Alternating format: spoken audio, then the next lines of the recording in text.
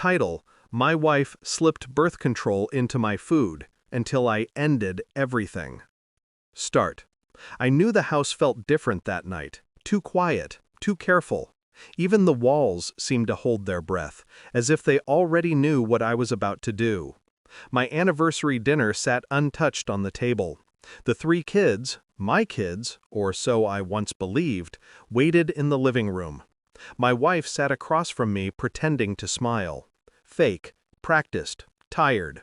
The DNA envelopes were in my jacket pocket, and I was done pretending. I didn't plan to start the night like this, but the moment I heard my daughter's voice earlier that week, thin, shaky, whispered through a cracked bedroom door, my world split. Why doesn't Mom just leave him? Because he's not even our real dad. I went still. My heart should have broken. Instead, it froze solid, and nothing inside me thawed afterward. For 20 years, I believed I had a family, a marriage built on shared struggle, 3 kids who ran into my arms after school, a wife who once laughed like she actually loved me. I worked double shifts, built a home with my own hands, took pride in being the one constant they could rely on.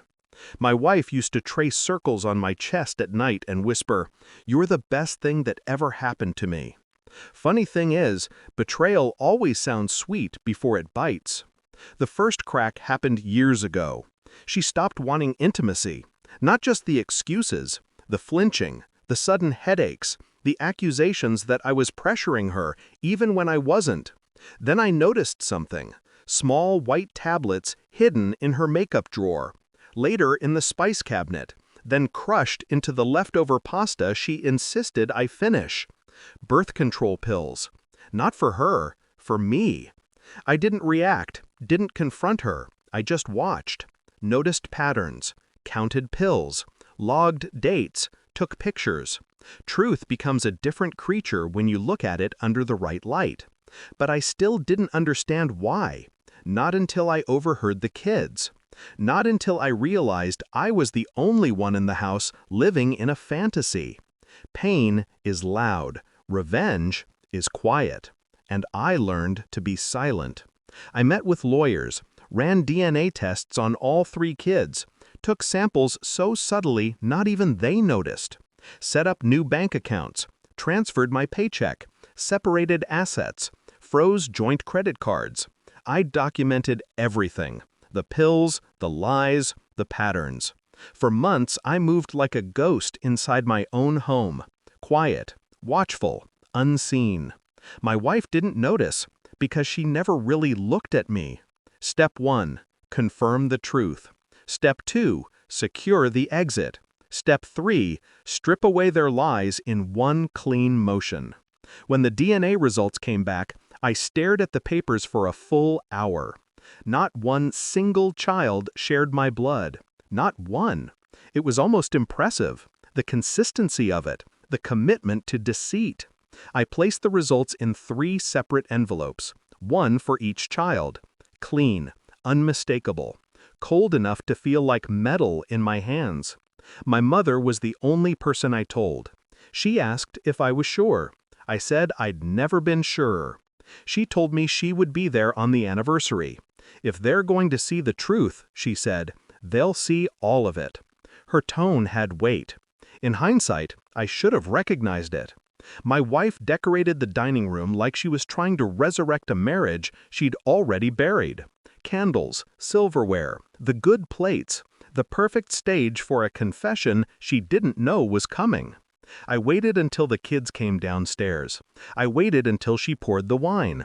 Then I placed the 3 envelopes on the table. My wife went pale. The kids exchanged confused looks. What is this?" she asked. I didn't sit, didn't blink. "You've got 30 minutes, I said. Open them." My oldest tore his open first. The moment his face drained, I knew he understood. My daughter's hands shook so hard the paper slipped. My youngest just whispered, "Mom?" But my wife, she didn't reach for hers. She just stared at me, jaw tight, eyes darting like a cornered animal. "I can explain," she breathed. "No," I said, "you can pack." The room spun with shock, denial, half-formed excuses.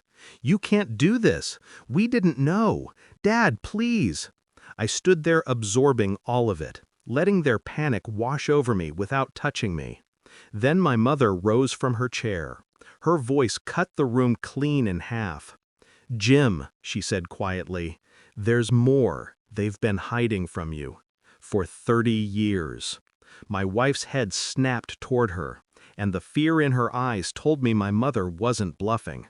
"Mom," I said, "what are you talking about?" She looked at my wife first, directly, unflinching, then at me. "Your wife wasn't the only one lying," she said. "Her family. They knew. They helped her. They hid the truth from the day she met you." My wife burst into tears. Not remorse, exposure. My mother continued, "You were chosen, Jim, not loved. Chosen. Because you were stable, because you'd never question, because you'd raised children that weren't yours and never look back." Every word hit like a hammer, and for a moment, even breathing felt optional. My wife tried to speak. It wasn't like that, but it was, and we both knew it. 20 minutes later, they were packing in silence. My kids, shell-shocked, pale, avoiding my eyes. My wife crying into her hands, whispering apologies that felt too late and too hollow. When the door finally closed behind them, the house exhaled for the first time in years. My mother put her hand on my shoulder. "You deserved better," she said. "I know," I replied. People think revenge is loud. It isn't. It's quiet, precise, surgical. It's the moment you stop begging to be loved and start choosing to be respected. I didn't lose a family that night. I lost an illusion, and I've never felt freer.